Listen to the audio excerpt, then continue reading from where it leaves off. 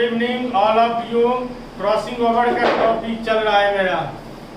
तो crossing over का 2 part हमने बता दिया, आज तीसरा पार्ट जा रहा है। तीसरा पार्ट में ये सारा कंप्लीट हो जाना चाहिए और हो ही जाएगा तीसरा पार्ट में। तो क्रॉसिंग ओवर 3 प्रकार का हुआ। पहला सिंगल क्रॉसिंग ओवर जो हमने वह दूसरा पार्ट में बता दिया। अब दूसरा चलेगा डबल क्रॉसिंग ओवर। तो डबल क्रॉसिंग ओवर लिखने जा रहे हैं। तो डबल क्रॉसिंग ओवर, जब क्रॉसिंग ओवर की क्रिया, जब क्रॉसिंग ओवर की क्रिया 2 बार होती है, 2 बार होती है कॉमा, तो उसे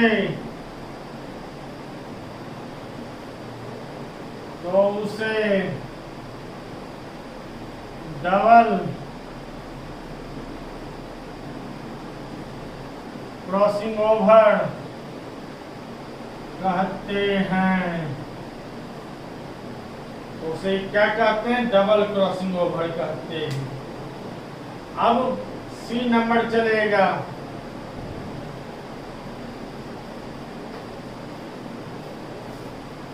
मल्टीपल क्रॉसिंग ओवर,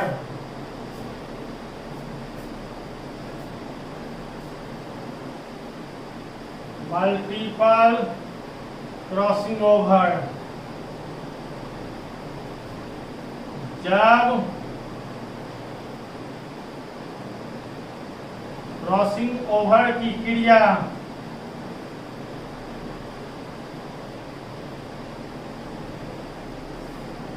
अनेकों बार होती है, अनेकों बार होती है कॉमा, तो उसे मल्टीपल क्रॉसिंग ओवर कहते हैं। तो उसे क्या कहते हैं? Multiple crossing over. जब क्रॉसिंग ओवर क्रिया अनेकों बार होती है तो उसे मल्टीपल क्रॉसिंग ओवर कहते हैं। क्लियर हो गया?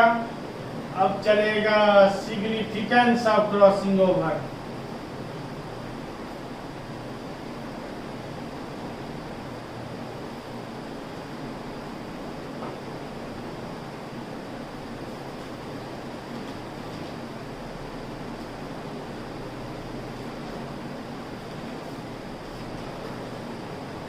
Significance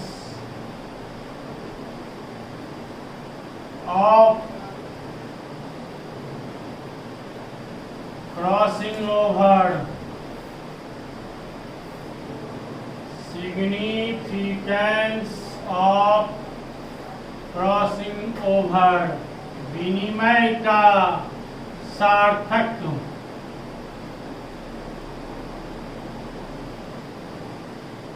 विनिमय का सार्थक या महत्व, विनिमय का सार्थक या महत्व। क्या उच्चारण करना? सिग्निफिकेंस ऑफ क्रॉसिंग ओवर, विनिमय का सार्थक या महत्व। अगर यह सिग्निफिकेंस नहीं समझ में आएगा तो इसका और सिंपल भाषा में, लैंग्वेज में कहा जाता है फंक्शन ऑफ क्रॉसिंग ओवर। और में फंक्शंस ऑफ क्रॉसिंग, ज्यादा यूज सिग्निफिकेंस होता है यहाँ पे। फंक्शंस ऑफ क्रॉसिंग ओवर, विनिमय का कार्य,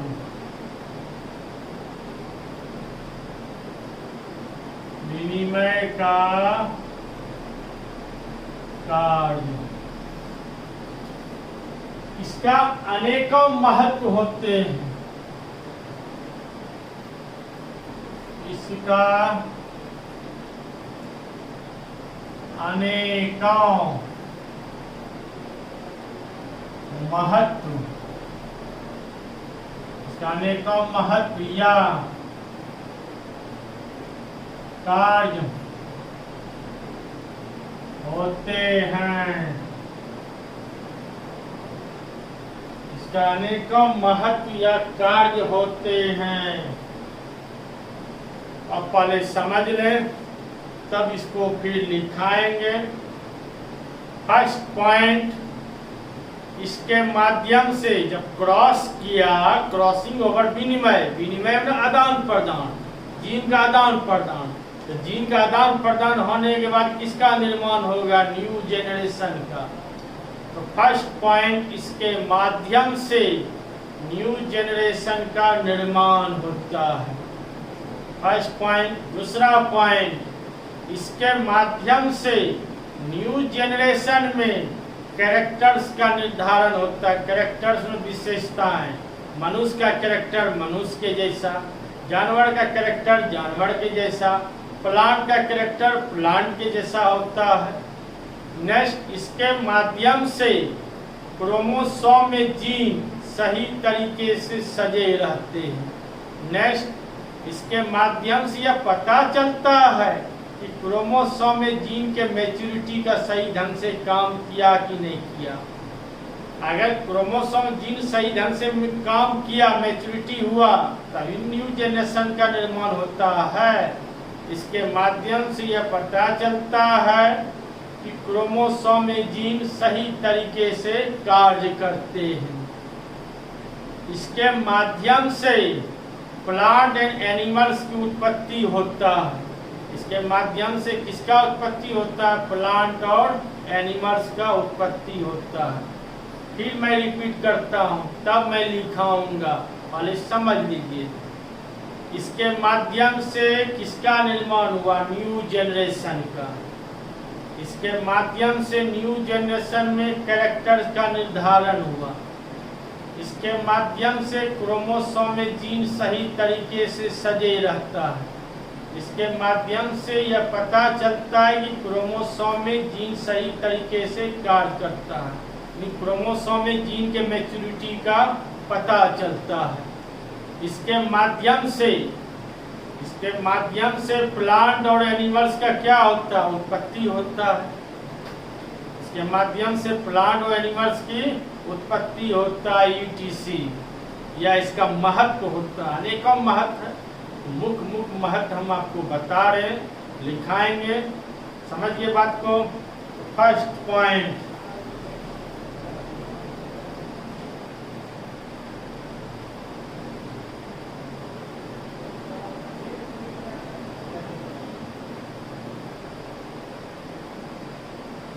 इसके माध्यम से न्यू जेनरेशन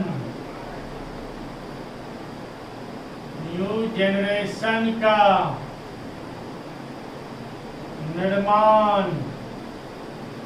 होता है।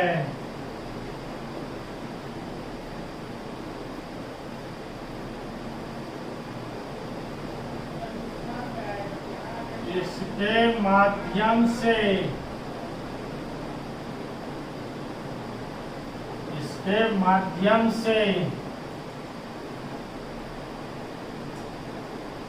न्यू जनरेशन में कैरेक्टर्स का निर्धारण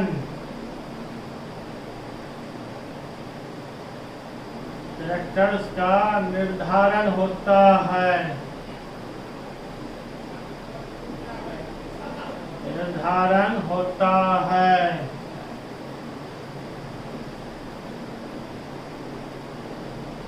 इसके माध्यम से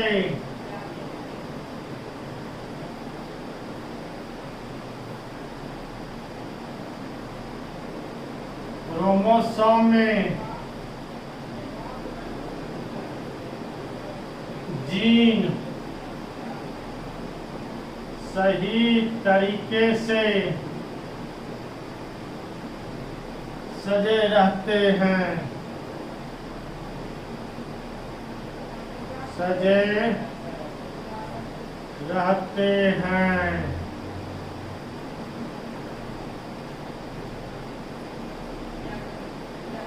इसके माध्यम से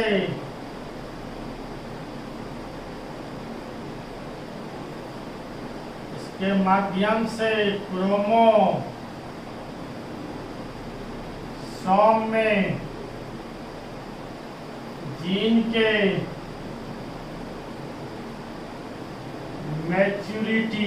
मैच्योरिटी में परिपक्वता। अब जो 18 वर्ष जिसका उम्र हो गया, 17-18 71 मैच्योर खिलाड़ी हो गया, मैच्योर परिपक्व हो जाना, मैच्योर ना परिपक्व हो जाना। इसके माध्यम से क्रोमोसोम में जीन के मैच्योरिटी का पता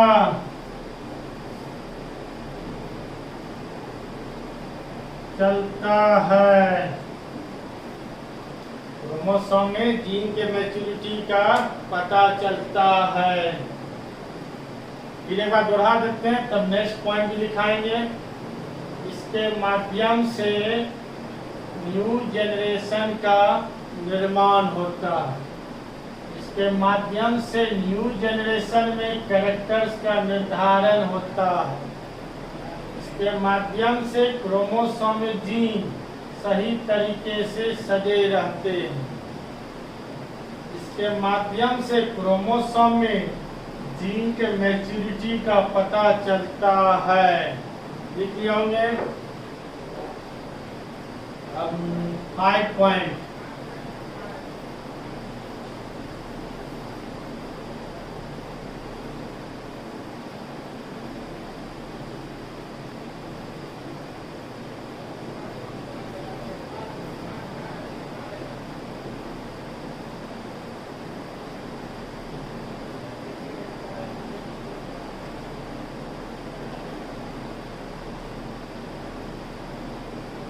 इसके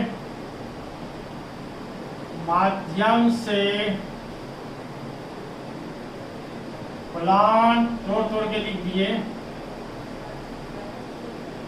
इसके माध्यम से प्लांट एंड एनिमल्स की उत्पत्ति होता है, उत्पत्ति होता है। ETC और पॉइंट है, मुख्य बातें लिखा दिए, ज़्यादा बता देंगे अनपढ़ हो जाएगा, इसलिए इतने सॉलिड भोजन खाना जो डाइजेशन सही ढंग से हो सके। तो यह टॉपिक समाप्त हो गया, टॉपिक समाप्त हो गया। तो क्रॉसिंग ओवर का टॉपिक समाप्त हो गया।